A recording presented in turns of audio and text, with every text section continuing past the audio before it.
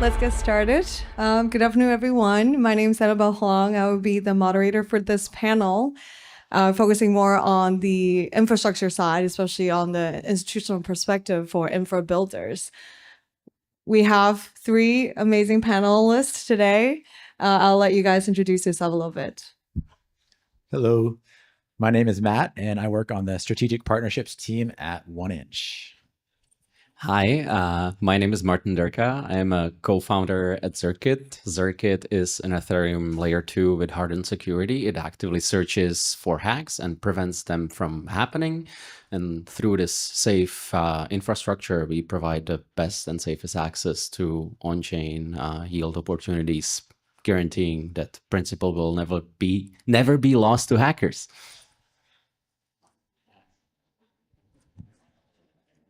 Testing. Okay. Hi, I'm Kenny. I'm co-founder of Manta Network, which is the largest modular L2 in the Ethereum ecosystem. We're a team of around 40 people that have been building for the past 5 years. And, my own background, prior to starting Manta, I was finishing up my master's at MIT, where I was the teaching assistant for Gary Gensler, who was the former chairman of the US SEC. So thinking about regulatory compliance, institutional adoption is kind of, brings back fond memories. Happy to be here. Yes, thanks, Calvin, for pulling this together. Quick intro about myself as well. I am the co-founder and CEO of Altius Labs. We're focusing on building high-performance infrastructure that can bring modular execution layer for different blockchains. And prior to that, I was a managing partner for Amber Group that's more focused around liquidity provisioning for on-chain assets. So been in the space for a while. I think we have everybody here is pretty OG as well. We can probably kick off with more of a market timing question around infrastructure. We all know that building performant, reliable infrastructure takes years, but also at the same time, the market trends and applications can change pretty quickly, depends on the different cycles or the narratives. So how do we balance building for specific use cases versus building or taking years to build a very performant infrastructure? I can start. So at 1inch, we've actually prioritized shipping fast, and we want to get our product out there so that way we can really test it and see if there's demand for it. Instead of spending 6 months working on like an MVP or something and having the market change during that time, we want to ship it as fast as possible. Recently, we've actually started doing like in-house hackathons, like internal hackathons. So we have the entire company on board, like shipping products as fast as possible. And then of course, iterating after we launch it. So kind of gives us like launch first and then listen to the market and see like if it works, and if it doesn't, then be adaptable. It's a very Web3 approach. I think it's very important to acknowledge that, markets are cyclical and builders actually have to react to that, right?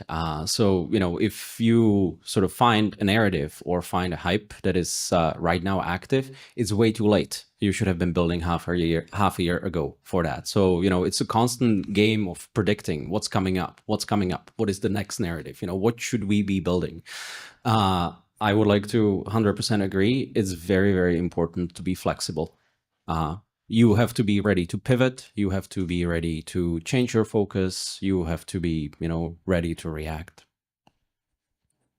Yeah. I think, just thinking about how the industry sort of grows, right? Like, I really like to give this one example, which is, the most popular app in existence today on blockchain is, or not today maybe, but used to be, Pump Fun, right? Now Hyperliquid is eating its cake, and now Aster is eating Hyperliquid's cake, right? So it's a game of eating cake. But back then, Pump Fun was the de facto case study for the industry.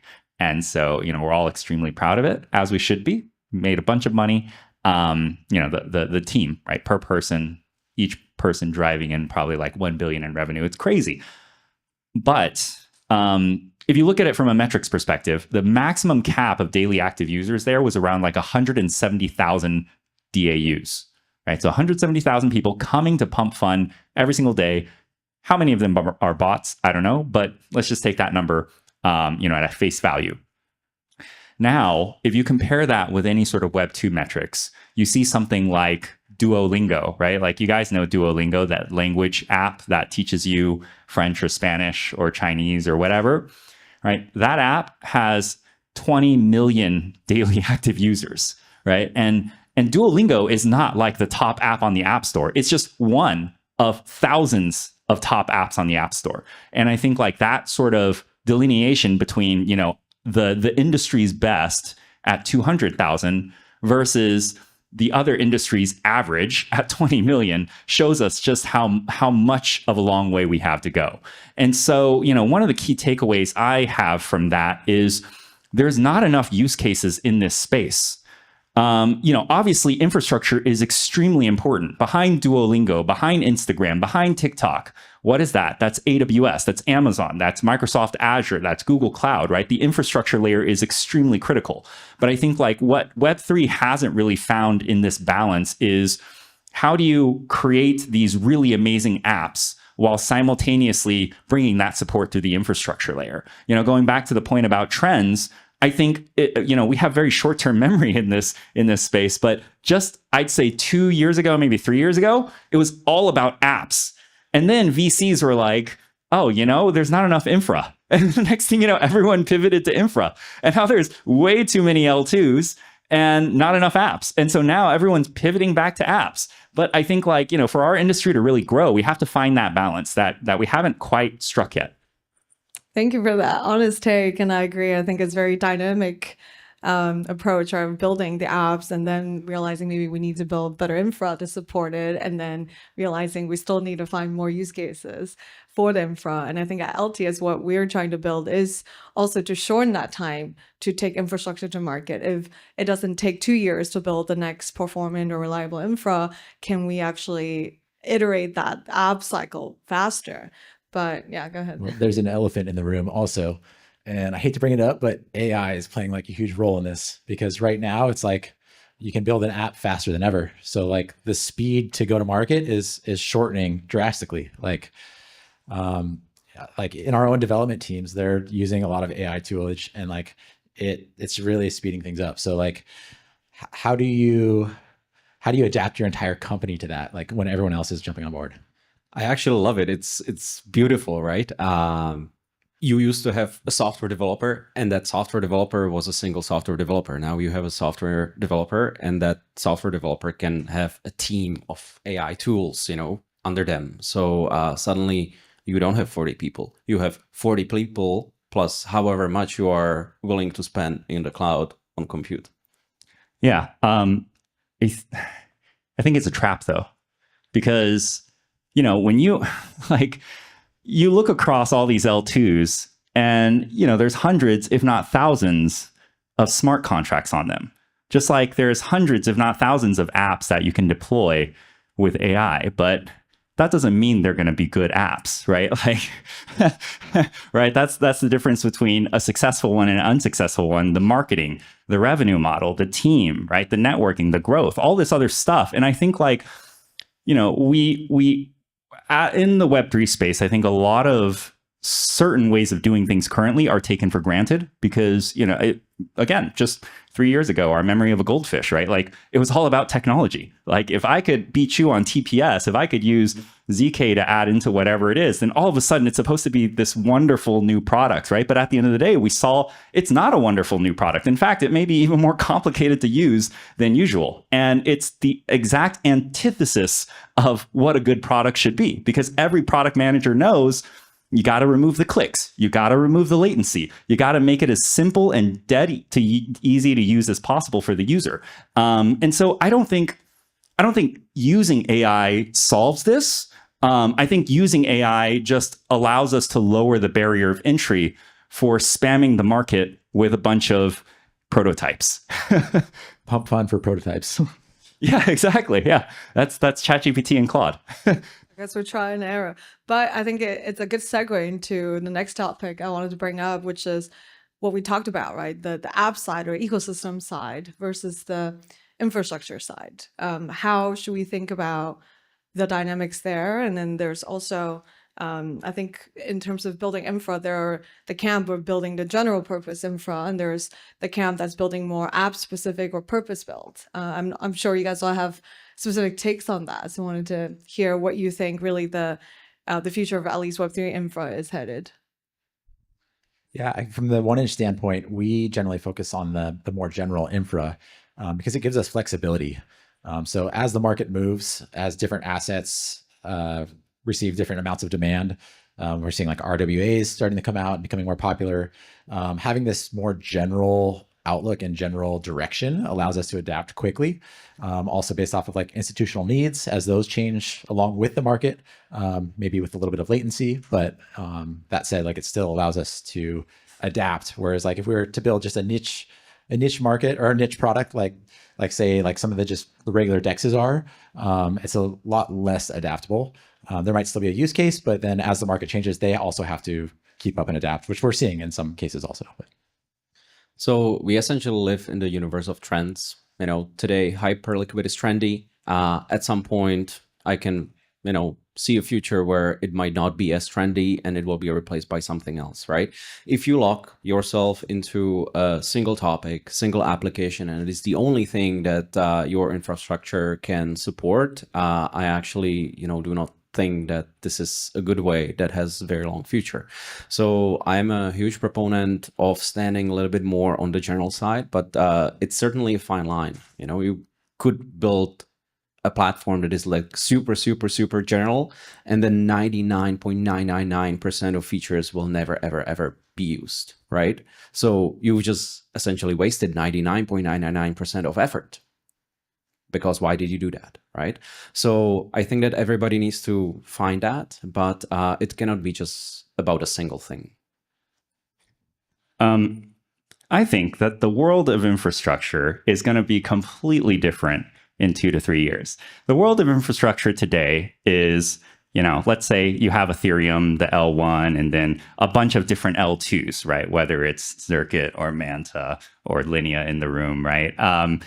But I think the next generation of infrastructure is going to be projects like Altius. It's going to be projects like Caldera, right? Like these are the services, the infrastructure as a service providers that allow you to spin up these open source eventual commodities at a fast scale, which enables in Web 2 things like full stack programming, right? Like a full stack programmer doesn't waste his time thinking, should I deploy on AWS or should I deploy on Microsoft Azure? Should I use Intel CPUs or should I use AMD and what operating system, all this stuff? They just go to some type of platform that does all the backend for them. And then all they have to worry about is building an amazing app, and all the scalability and the automation and all that stuff is handled in the background. That's not what happens in Web3 today, right? Like we're all here trying to pitch these commodity infrastructures and trying to pretend like it's the next big thing. But like we got to get past that stage and realize that it doesn't matter because everything is open source. And so what we're really trying to innovate on is finding the best solution as a layer 2, as a scalability solution. And then that scalability solution becomes the next generation commodity that can be deployed by Caldera, that can be deployed through Altius, right? And so like these are, I think like that's what the future of infrastructure truly will look like, because everything in technology scales horizontally, right? Like anything, for any developers in the room that have worked with servers and all this stuff, you're not going to be like, okay, let me buy the biggest server that anyone has ever built and then try to jam my application on that. No, it doesn't work like that. You just take commodity servers that aren't necessarily optimized specifically for your application. It doesn't matter, because if you need to get more users onto your application, what do? You just scale out horizontally and add more servers. Like to assume that, L2s or any other L1 that's hyper scalable is going to break this whole paradigm is, I think, a bit naive. And I think eventually we're going to see that sort of same scalability pattern on the blockchain, and that's going to be enabled through these sort of services. Thank you for that take again, as usual. And I think we talked a little bit about performance, right? And obviously, your Web2 analogy shows that there is specialized service providers that focus on certain different parts of performance, and then the app builders will get to do what they do best in terms of adoption and user acquisition. So how should we think about that in the Web3 lens? How much do performance matter, and what do the ecosystem actually want? And how are you guys allocating resources or thinking about that as priorities? Well, if you go to a developer who has some Web3 project and you tell them, hey, I have the most beautiful network in the universe, it's the fastest, or I don't know, it provides the best access to RPC, they will still ask you, who else is on your network? You know, what are the other ecosystem projects that I will be able to interact with? Or, you know, what is essentially your distribution? And if you say that you don't have any, then they are going to ignore you. So it's not only about technology. That ecosystem, it really matters, because in the end, you know, in blockchain, we like financial applications, right? Arthur in the morning said, trading through our many cycles proved to be the killer use case and super use case, right? In 2020, 2021, we had a huge boom in DeFi. It was all about composability and, you know, funneling these monies from one project to another to generate yield and more yield. It's all about the ecosystem. If you're the only thing that exists on a blockchain, probably the blockchain is probably not going to be too popular. Yeah, I completely agree. As an aggregator and interacting with all these hundreds of different protocols and multiple chains as well, we see that like if you just optimize for one thing, it may work for the market temporarily, but then the market's going to change. And so then like you need to be able to optimize and adapt at the same time. Yeah, definitely. And, you know, when it comes to infrastructure performance, I guess, you know, the higher level question is, does it matter? But I think it breaks down to, who does it matter for, right? Like the people that are using the apps, it's going to matter when they can't access their apps. Right? Like it's a very reactive problem for the end user, but it's a very proactive problem for the developer.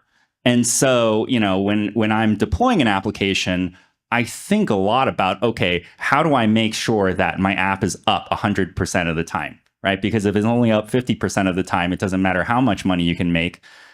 Someone else is going to do the same thing. They're going to have better uptime. They're going to have better user experience, right? And ultimately, they're going to ideally capture the market, right? That's how it happens in theory. So for developers, definitely, I think performance is extremely critical. But when it comes to the end users, right, it's all about the user experience. Exactly. And then I think talking about ecosystem, a big topic is, again, around incentives. And Web3 is unique because you have token as incentives as well. So I'm curious to hear. I mean, I've been in space for a while. I've seen maybe different types of tokenomics and different incentives. But in your mind, maybe what is the best way to reward early adopters of your online technology or application versus a sustainable long-term model for that? I think a hybrid approach is the way to go. I mean, we've seen tons of airdrops. A lot of them are failures, and it does a lot of damage to the company and the projects that are launching them if handled poorly. But I think like a hybrid approach of where, yeah, you could do some sort of like token allocation to early users in order to kind of attract some buzz to start with. It's almost like an early like marketing technique, works, but then long term, you really need to drive value for your users. So like if they're coming to your platform just to farm an airdrop and then they leave, like, you know, you're not providing any value. So what we try to do is like, we've always tried to do actually since day one, is just provide like the absolute best rates for the users. And that's like the bottom line value that we want to provide. And so far it's worked. But yeah, I think you need like a balance overall for sure. So when it comes to incentives, you have to do a little bit of math, right? When you take a token and just start gifting it to all the users that you currently have, you are essentially losing that asset. You are just like donating it out, right?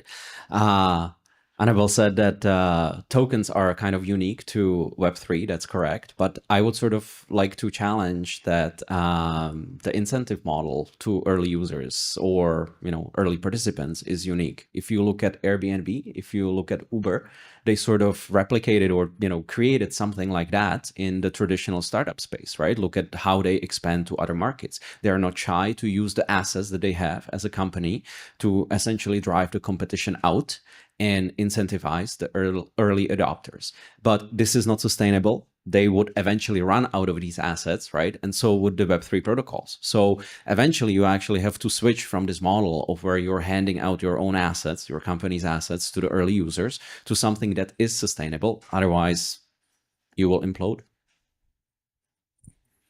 Yeah, I think we all like to imagine in this beautiful world that our users are our token holders, but that's not necessarily the case, right? I think the reality is it can be, and usually is, a completely separate audience. And so, when it comes to thinking about token incentives, right, like, I think there is no right answer right now, which is why it continues to shift and why patterns and strategies continue to shift. But overall, I think the industry now, as it continues to mature, is starting to shift towards more of a revenue meta. And so I think, eventually, in maybe 3 years or so, it's going to challenge the proposition of the token meta. And we could very well see a world in which, projects launch without necessarily having to launch a token because they're driving decent revenue. I've had conversations with, the Abstract team, right? They're the guys behind Pudgy Penguins. They launched their own L2, and they have really amazing games. It blew my mind in terms of a Web3 game. But the point is, these projects are making millions of dollars in revenue. And, the Abstract team is talking to these projects and say, hey, are you thinking about launching a token? And they're like, why do we need to launch a token? We're making money. And so, I think that is already an early indication that the token meta is being challenged. And so, maybe there is a world that doesn't exist or does exist without having the necessity of the token for projects. Exactly. It's like, how do we think about, is token your separate product, or how should it actually play a role into bootstrapping the actual product, underlying product? And I think that's a question that I think none of us has really the best answer for, and we'll probably see what happens. But I think the market is going to continue to reward the quality teams that are building with solid business model. Maybe it's tokenomics, maybe it is the more kind of Web2 equity play with revenue. So yeah, I'm personally excited to see how that evolves. And then I think today, because the theme is a bit more institutional driven, I know most of our audience is probably still very crypto native or Web3 focused. But when it comes to institutions, I think their demand for infrastructure and even ecosystem could look very different. So I'm curious if you guys have had that institutional angle, and how do you think about maybe their requirements around compliance or regulation, or preference for a more permissioned infrastructure versus the more permissionless infra that we're more used to? Yeah, that's actually a really good question, because that's mass adoption is kind of what we've wanted, and that requires institutional interest, which we're now seeing. A lot of DeFi projects started as a very small startup, and they weren't really thinking about how are we going to regulate ourselves. So they're not thinking about how are we going to maintain compliance to onboard all these partners. So what we've actually done over the last 5-6 years is we're starting to pivot more into a hybrid model. It's where we kind of see ourselves as the bridge between DeFi and institutions. And actually our most recent protocol that we launched that we call Fusion and Fusion Plus, which are intent swaps. This is essentially what that is it's a way of executing orders on chain from either off or on chain liquidity. And so we're able to have some registered entities that are fully compliant fill these orders, which could actually be, it could be a bank or a hedge fund or any TradFi institution. So I think like a lot of Web3 native projects are going to have to start thinking along these lines of like, how are we going to bridge the gap and like either A, bring the liquidity to TradFi, or B, bring the TradFi liquidity to DeFi or to Web3. So I will open with shill warning. It's actually really hard for me to answer this question without chilling, because half of what we do is for this exact reason. Imagine that you are JP Morgan, American Bank, and North Korea sends you Ether on Ethereum. You probably shouldn't have that, right? Or you just pay the fine. Or, fair enough. Fair enough. But, by default, you actually do have some obligations. You should comply, with something where maybe regular individuals, may not be so strongly obligated to comply with. So definitely, institutions do require a little bit different approach than the retail. They require guarantees. When I said, we prevent hacks so that the principle doesn't get lost, it's again directly aimed at the institutional use case, right? Imagine that you collect, people's life savings and they say, yeah, we will put this on chain and we will make a lot of yield for all of you guys, and then you lose it in one day. Like, that's terrible, right? So institutions definitely apply different measures and different scrutiny to Web3 projects. They definitely want a little bit different approach, and primarily they want guarantees. And I think that as an industry, if we want them to actively participate and actively interact with what I call global blockchain economy, we have to provide them with these conditions. If we do not, obviously they will start looking for a little bit more safe environment, but that means that they will not be present on that chain where the global economy of all the other people is. So I think that, we need to do a lot of work here, and that's why we exist. Shill over. Institution is a hot buzzword now, just like AI once was. And before that, it was like NFTs. And before that, it was L2s. And then, before that, it was Ethereum killers and all this other stuff. And in all these sort of patterns of trends, I think there's this ego emergence where all of a sudden overnight, everyone's an expert in AI, or everyone's an expert in institutions. Like, being someone who's straight out of college, but this kid knows he's going to bring on the big banks, right? I think like that's a little bit naive. I think the reality here is that, in the next 3 to 5 years, as this true institutional adoption takes place, we're really going to be able to see exactly, who can drive that adoption through mainly regulatory and compliance. I think people tend to think that, okay, you know what, like if we KYC, then everything will be fine. No, that's like tip of the iceberg type stuff, right? Like, but this institutional adoption, to get it beyond Bitcoin, to get it beyond Ethereum, maybe beyond Solana, is going to take a lot of regulatory work. I dare say way more regulatory work than technology work. and these are some of the issues that I've discovered working on some of this stuff over at Manta as well, because, we are building an institutional level product. And, the conversations that I'm having on a day-to-day basis are not with our developers on the product side. It's with the chief compliance officers over at Deutsche Bank. It's with the, former co-founders of GSR and all these other sort of, very heavily compliant institutions. And so the majority of these conversations are all about why you can't do it this way, why you can't do it that way. And so to think that, BlackRock is just going to come in and be like, yeah, we'll take money from all over the world because we're decentralized. Yeah, that works for a $30 million DeFi product that no one cares about, right? But unless they want to see, their spam box full of lawsuits the next day, as well as investigations, then they're not coming in anytime soon until that compliance issue is resolved. And I'd say we're still many years away from that level of adoption. So, for anyone that is building on the institutional side, I would say, my one tip to you is start talking to the compliance officers today, because, you just with that knowledge, you're going to be ahead of the curve compared to any other people that are trying to build institutional grade products.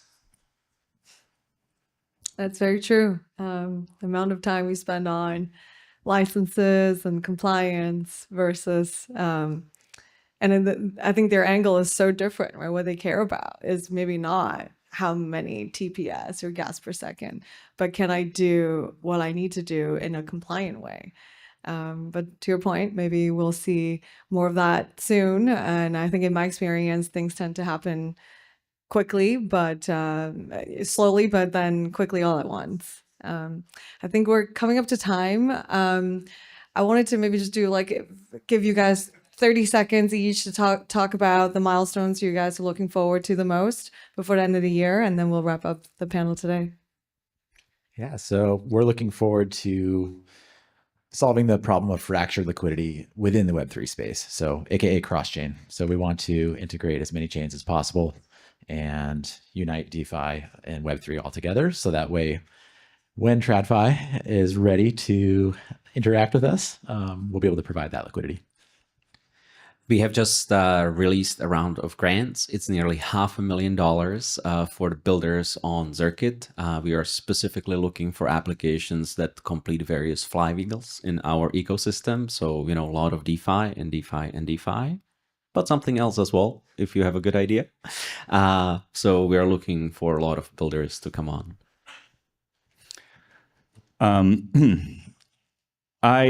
Over at Manta, we're not doing a DAT. We're not going to launch a perp DEX.